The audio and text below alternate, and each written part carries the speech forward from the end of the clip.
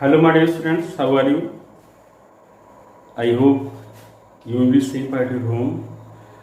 As you know, there is a one pandemic disease that is known as coronavirus. It is spread all around us, but we have nothing. Only we can take only precaution to stay at home. Okay. Now I am here to teach you science of class 10. In class 10, the first chapter is related to your chemistry subject, that is a chemical equations and reaction. Now we are going to study about the chemical reactions and equation. Let us move.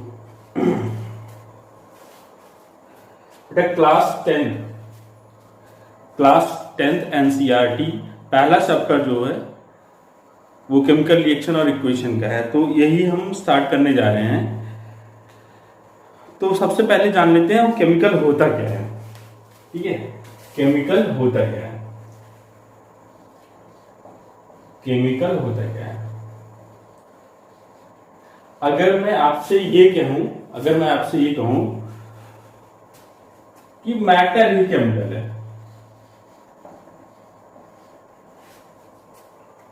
तो शायद एक बार ये बात आपको समझ में नहीं आई। Matter होता क्या है? Anything that is spread all around us, that is matter. बेटा कुछ बच्चों के दिमाग में आ रहा होगा, सर ने ये मार्कर यूज कर रहे हैं, क्या ये मार्कर केमिकल है? नहीं बेटा, ये मार्कर केमिकल नहीं है। ये मार्कर जिस मटेरियल से मिलकर बना हुआ है वो क्या है? एक केमिकल है। तो अगर हम बात करें मैटर ही क्या है? मटेरियल। मैटर ही क्या है? मटेरियल है। और मटेरियल ही क्या है? केमिकल है। तो बेसिकली मटेरियल होता क्या है? Anything which occupies the space, that is known as material. तो अभी हम बात करें, एयर एक मटेरियल, यस बिल्कुल है। आप जो लैपटॉप यूज कर रहे हैं वो भी एक मटेरियल है। मोबाइल से वीडियो देख रहे हैं वो भी एक मटेरियल, क्योंकि सारी चीजें इनके अंदर मास है और ये स्पेस ऑक्युपाई कर रही है, इसलिए ये सारी चीजें मटेरियल है। और मटेरियल कोई भी मैटर जिस मटेरियल से बना होता है उस मटेरियल को हम केमिकल कहते हैं। लैपटॉप आप यूज कर रहे हो, आप मोबाइल यूज कर रहे हो, वो कंडक्टर्स और सेमीकंडक्टर्स से मिलकर बना हुआ है। प्लास्टिक, पीवीसी, टेफ्लॉन, बहुत सारी चीजें हैं। तो वो मैटर, मोबाइल का मैटर जिस मटेरियल से बना हुआ है वो मटेरियल केमिकल है। तो आगे हम बात कर लेते हैं। केमिकल की बात तो हो गई ऑलमोस्ट। बहुत ऐसा कुछ नहीं है कि केमिकल को समझने के लिए आपको शक्तिमान बनना पड़ेगा, बिल्कुल चीज है वो आप डेली लाइफ में देख सकते हैं, समझ सकते हैं। अब बात आती है रिएक्शंस की। रिएक्शंस होती क्या है? ठीक है, अब बात करते हैं रिएक्शंस की।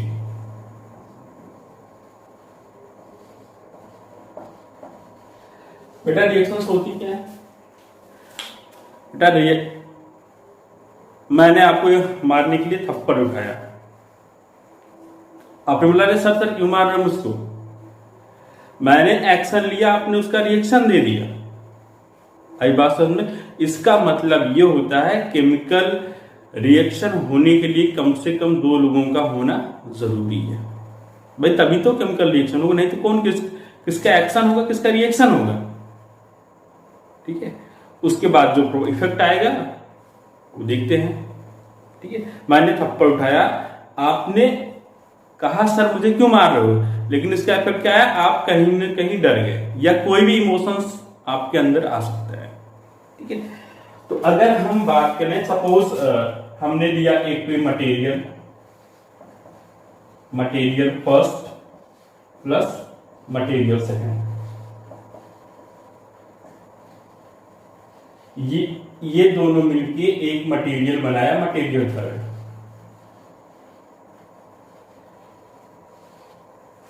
ठीक है, अब इस समय जो थोड़ा सा थोड़े से बच्चे जो सेंसिटिव हैं, जो पढ़ने में इंटरेस्टेड हैं, उनके दिमाग में आएगा सर हमने क्लास 9th में पढ़ा था कि दो मटेरियल को मिलाते हैं तो मिक्सर बनता है। दो मटेरियल को मिलाते हैं तो क्या बनता है? मिक्सर बनता है। क्या बनता है? मिक्सर बनता है। अगर ये मिक्सर बन रहा है तो क्या केमिकल रिएक्शन है? क्या है?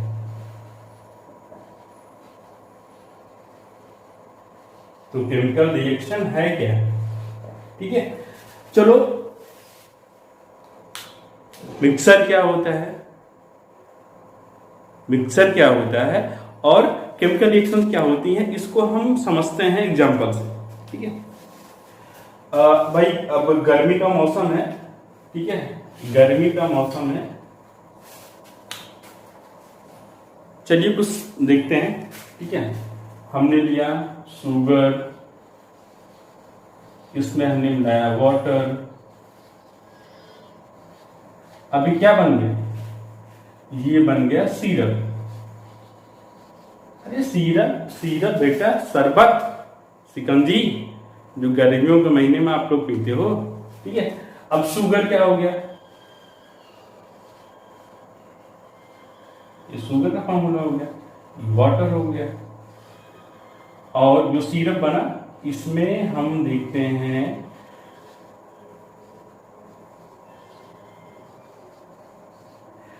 बेटा एक चीज, इसमें हमने शुगर लिया, वाटर लिया, सिरप लिया। ठीक है, तो बेटा इसमें जो भी ये सपोज ये फर्स्ट मटेरियल है, ये सेकंड मटेरियल है और ये थर्ड मटेरियल है। ठीक है बेटा, इसमें कोई जो ये सिरप बना है इसमें कुछ भी नया एलिमेंट नहीं बना है। इसमें ये एक सॉल्यूशन बन गया है। ठीक है, ये एक सॉल्यूशन बन गया है। इसके अंदर शुगर और वाटर के मॉलिक्यूल अभी भी हैं, उनका अस्तित्व अभी भी है, वो एटम और मॉलिक्यूल के फॉर्म में है, अभी भी प्रेजेंट है, कोई भी नया सब्सटेंस नहीं बना। तो अगर हम मिक्सर की बात करें, अगर हम मिक्सर की बात करें तो ठीक है, इसमें क्या होता है? Constituent particle does not undergo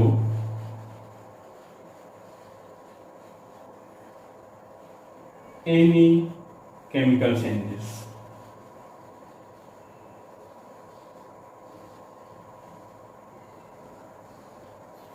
तो मिक्सर में जब हम दो मटेरियल को मिलाते हैं तो कोई भी नया प्रोडक्ट नहीं बनता है। अब हम केमिकल रिएक्शंस की बात करें तो उसको भी हम एक एग्जांपल से समझते हैं। सपोज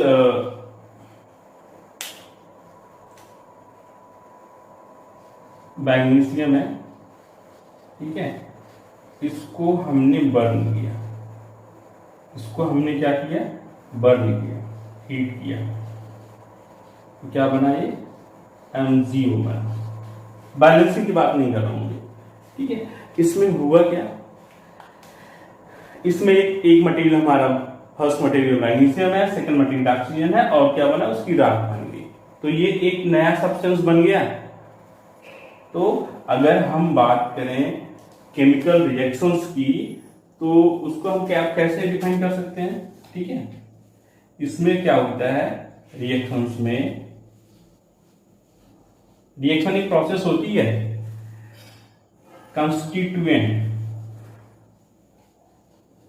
कंस्टिट्यूएंट पार्टिकल्स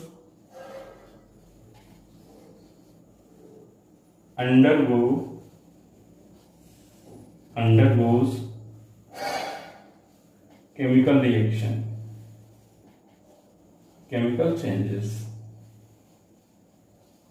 इसमें पहला मटेरियल ये है, सेकंड मटेरियल ये, थर्ड ये बना, जो नया प्रोडक्ट है। तो मिक्सर और केमिकल रिएक्शन में ये बेसिक डिफरेंस है। ठीक है, तो केमिकल समझ में आ गया और रिएक्शंस भी समझ में हमें आ गई। तो अभी हमें देखना है ये रिएक्शंस लिखते कैसे हैं। ठीक है, अगर हम मैग्नीशियम की बात करें, इसका एटॉमिक नंबर कितना? 12 होता है। ठीक है, 282। ठीक है, इसको आप 9th में पढ़ चुके हैं, ठीक है। सेम टू सेम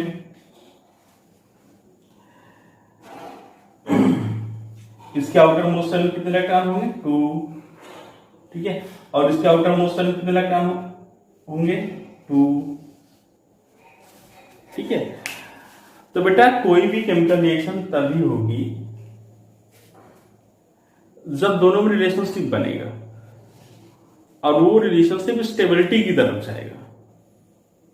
यहां पे मैग्नीशियम 2 इलेक्ट्रॉन लूज करना चाहता है, ऑक्सीजन 2 इलेक्ट्रॉन गेन करना चाहता है। इससे क्या होगा?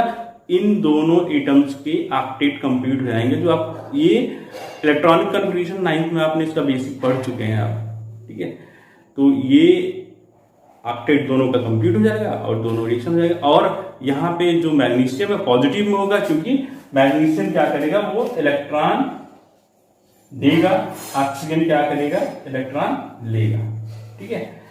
तो इसी वजह से मैग्नीशियम के ऊपर बेटा इसके आउटर मोस्ट शेल में 2 इलेक्ट्रॉन की शेयरिंग होती है, यहाँ पे 2 की होती है। इसके ऊपर पॉजिटिव चार्ज आता है क्योंकि कोई इलेक्ट्रॉन डोनेट करता है, इसके ऊपर नेगेटिव आता है और ये एक्सेप्ट करता है। तो फर्दर मैग्नीशियम और ऑक्सीजन के मिलने से मैग्नीशियम ऑक्साइड बनता है। ओके,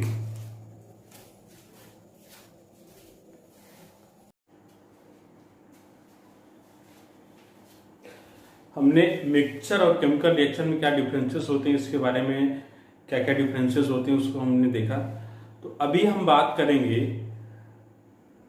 साइंटिफिक वे में हम कैसे केमिकल इक्वेशन को डिफाइन कर सकते हैं। केमिकल रिएक्शन तो क्या होता है?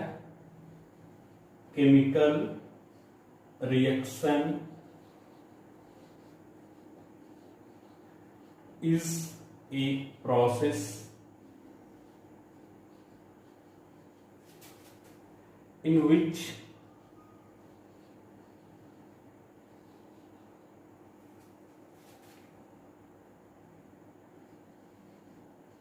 new products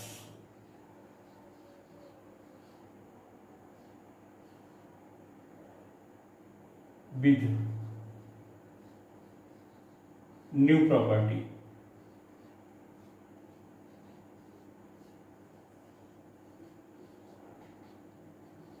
with new properties are formed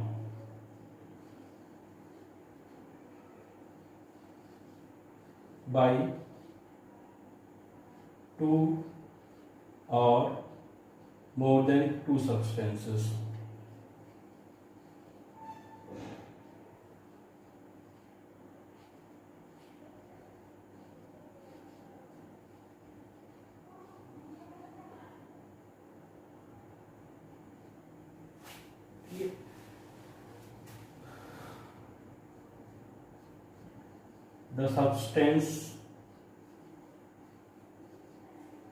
The substances which take part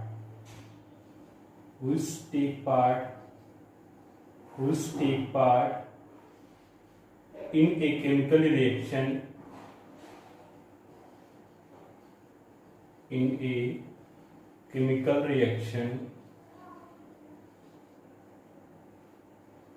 is known as reactant.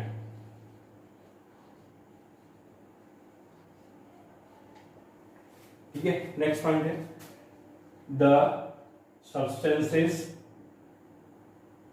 which form after a chemical reaction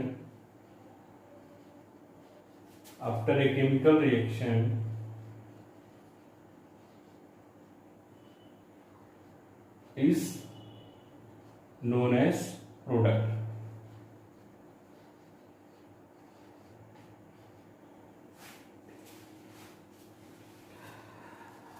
अब हम बात करते हैं कि 2 चीजें हमने पढ़ी अभी 3, ठीक है। प्रोडक्ट क्या होते हैं, रिएक्टेंट्स क्या होते हैं, या केमिकल रिएक्शंस की डिफिनीशन क्या होती है।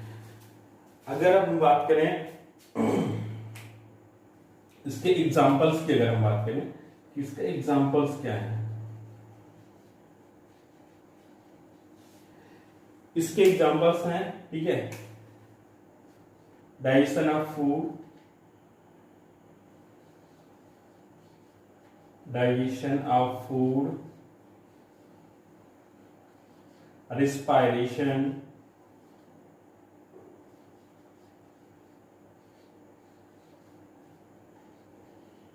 burning of magnesium,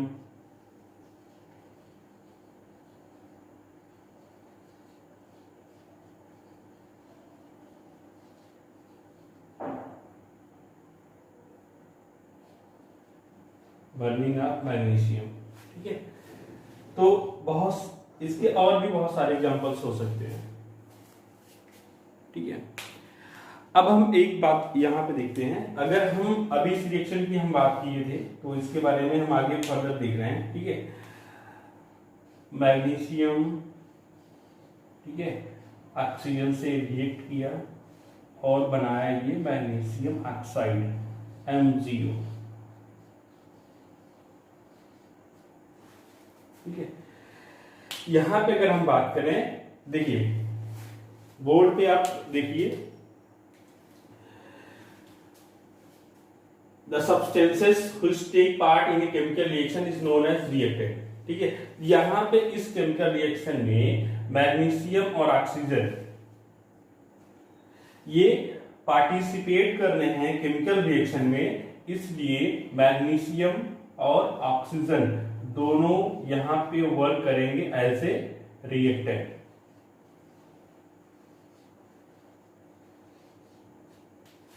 ठीक है। यहां पे जो मैग्नीशियम ऑक्साइड बना वो मैग्नीशियम और ऑक्सीजन के रिएक्शन होने के बाद बना है, इसका मतलब ये क्या हो जाएगा, प्रोडक्ट,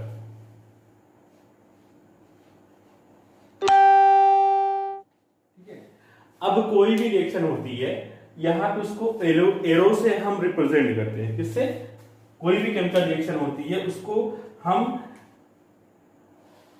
रिएक्शन से इस एरो से रिप्रेजेंट करते हैं। ये एरो किस साइड में है, राइट साइड में। यहां पे अगर हम बात करें राइट साइड में, इसका मतलब ये केमिकल रिएक्शन लेफ्ट से राइट जा रही है, ठीक है। कहां जा रही है, ये chemical reaction left hand side से राइट हैंड साइड की तरफ इसका मूवमेंट हो रहा है, लेफ्ट हैंड साइड से राइट हैंड साइड, ठीक है।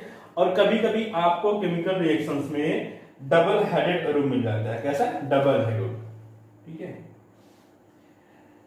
इस एरो के बारे में आप इसके बारे में आप समझ गए हैं, तो डबल हेडेड एरो मिल जाता है, वो डबल हेडेड एरो ऐसे होता है, ठीक है। अगर यहां पे इसका हेड राइट साइड में, राइट हैंड साइड में है, इसका मतलब ये रिएक्शन का मूवमेंट फॉरवर्ड डायरेक्शन में, किस डायरेक्शन में है, फॉरवर्ड, आगे की तरफ है। अब यहाँ पे जो कभी कभी आपको डबल हेडेड एरो मिलता है, ठीक है, ये ऐसी रिएक्शंस में मिलती है जो दोनों डायरेक्शन चलती है, फॉरवर्ड एंड बैकवर्ड, ठीक है। ये इसमें क्या होता है, रिएक्टेंट से प्रोडक्ट भी बनता है और प्रोडक्ट वापस टूट के रिएक्टेंट में भी कन्वर्ट होता है, ठीक है। तो वहां पे आपको डबल हेडेड एरो मिल जाएगा।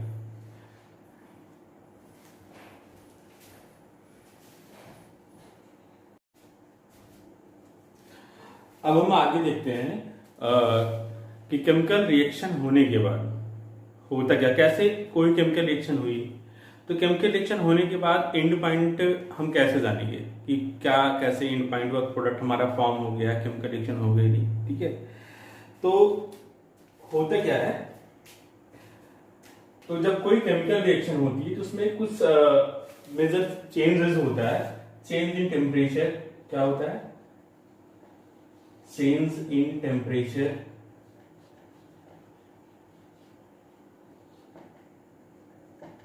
change in color,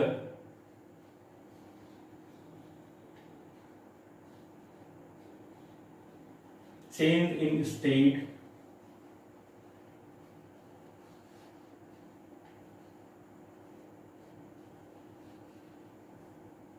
evolution of gases,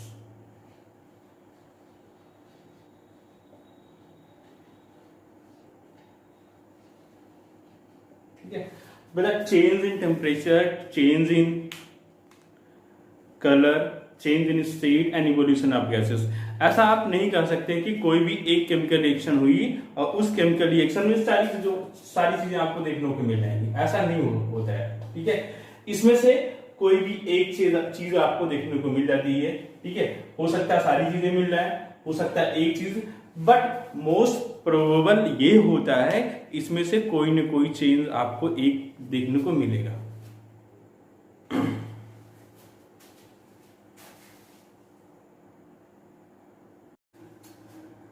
बेटा जैसे आप बोर्ड पे देख रहे हो, अब मेरा हम लोगों का जो अगला टॉपिक है way of representing the chemical equation, ये नेक्स्ट टॉपिक है। तो इसका दो तरीका होता है, एक वर्ड इक्वेशन होता है, दूसरा केमिकल इक्वेशन। दो तरीका होता है, word equation and chemical equation. तो एक एग्जांपल के थ्रू हम इसको पहले समझते हैं, फिर डिफिनेशन की बात बाद में करते हैं। ठीक है, सपोज यहां पे अगर हम बात करें, ठीक है, वही पुराना एग्जांपल हम ले रहे हैं। ठीक है, जिंक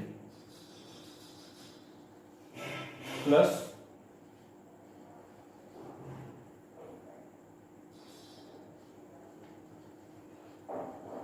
सल्फ्यूरिक एसिड, ये लिक्विड क्या बनेगा, क्या बनेगा, जिंक सल्फेट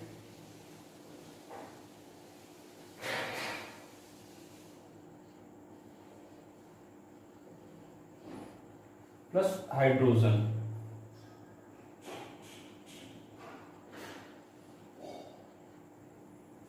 ठीक है, ये हाइड्रोजन गैस बनेगी यहां पे। तो ये तरीका है वर्ड इक्वेशन का। अगर हम इसको वर्ड के फॉर्म में लिखेंगे तो ऐसा लिखेंगे। ठीक है, और इसको अगर हम यही सेम इक्वेशन अगर हम केमिकल इक्वेशन के फॉर्म में लिखेंगे तो इसको हम लिखेंगे जिंक प्लस सल्फ्यूरिक एसिड का फार्मूला क्या हुआ, H2SO4, ये रिएक्शन हुई तो बना zinc sulphate ZnSO4 plus hydrogen gas. ठीक है, तो ये दोनों में डिफरेंस है। और अगर हम दोनों का कंपेयर करें तो वर्ड इक्वेशन और केमिकल इक्वेशन में आपको देख के ही पता चल रहा होगा। ठीक है, ये वर्ड इक्वेशन बहुत लेंथी है as compare to chemical equation. ठीक है, वर्ड इक्वेशन में हमें कोई क्लियर कट इंफॉर्मेशन नहीं बन रही है, कौन सा एलिमेंट यूज हो रहा है, कौन सा मॉलिक्यूलर फॉर्मूला यूज हो रहा है, ठीक है, कितने एटम्स यूज हो रहे हैं। बट हमें केमिकल इक्वेशन में हमें एटम्स के बारे में इंफॉर्मेशन हो पता चल रही, कितने एटम इन्वॉल्व हो रहे हैं, ठीक है, कौन सा मॉलिक्यूल इन्वॉल्व हो रहा है, ठीक है, मॉलिक्यूलर फॉर्मूला पता चल रहा है, ईच एंड एवरीथिंग सब कुछ क्लियर है। ये बहुत लेंथी है, ये आप शॉर्ट फॉर्म में है। ठीक है, तो यहाँ पे अगर हम बात करें, अब आपसे हम पूछ रहे हैं यहाँ पे ये क्या होगा, ये दोनों क्या होंगे, ये दोनों रिएक्टेंट होंगे यहाँ पे। ठीक है, और ये क्या होगा, ये इसके क्या होंगे, प्रोडक्ट होंगे। सिमिलरली यहाँ पे ये दोनों क्या होंगे, रिएक्टेंट, और ये क्या होगा, प्रोडक्ट। आई बात समझ में? Okay,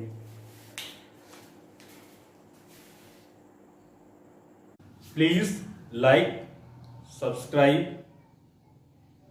comment and share to my this YouTube channels.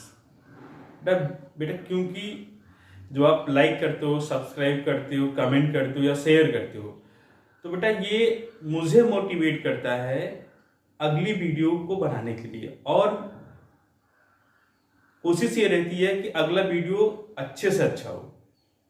तो बेटा मुझे मोटिवेट करते रहिए, चैनल देखते रहिए और सब्सक्रिप्शन और लाइक करते रहिए। Okay, thank you.